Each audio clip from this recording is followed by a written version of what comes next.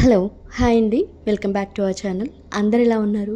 ఈరోజు మన ఛానల్లో కేక్ వీడియో వచ్చేసి చాలా సింపుల్ కేక్ అండి. ఇది వచ్చేసి నేను 1/2 kg క్వాంటిటీలో చేశాను. ఫ్లేవర్ వచ్చేసి చాక్లెట్ ఫ్లేవర్ అనమాట.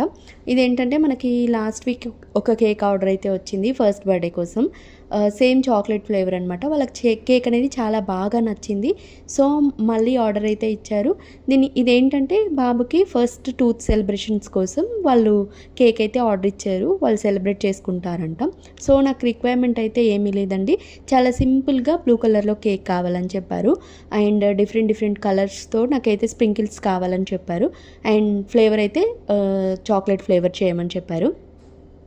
సో ఇక్కడ ఏంటంటే మనం చాక్లెట్ ఫ్లేవర్ చేసినప్పుడైతే బిగినర్స్ అయితే కొంతమంది కేక్ కట్ చేసినప్పుడు అన్ఈవెన్గా కట్ అయిపోతుంది అనమాట స్పాంజ్ వచ్చేసి.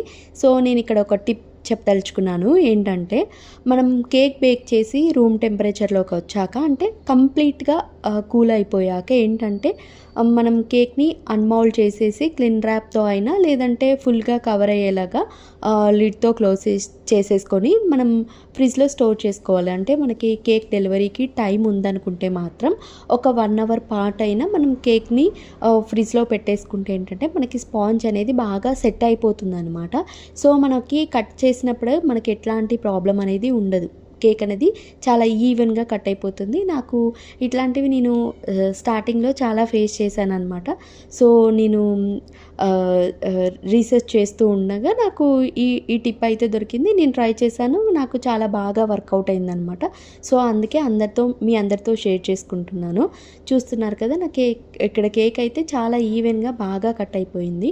ఇక్కడ ఏంటంటే నేను ముందుగా 2 layers కట్ చేసుకున్నాను. మనకి 1/2 kg క్వాంటిటీ అంటే 2 layers చేసేసుకుంటాం అనమాట. సో 2 layers కట్ చేసుకున్నాను. ఇది నేను కేక్ వచ్చేసి 6 inch టిన్లో బేక్ చేశాను.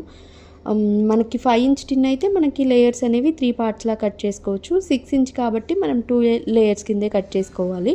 ముందుగా అయితే నేను షుగర్ వాటర్తో సోక్ చేసేసుకొని గనాచ్ అనేది అప్లై చేశాను.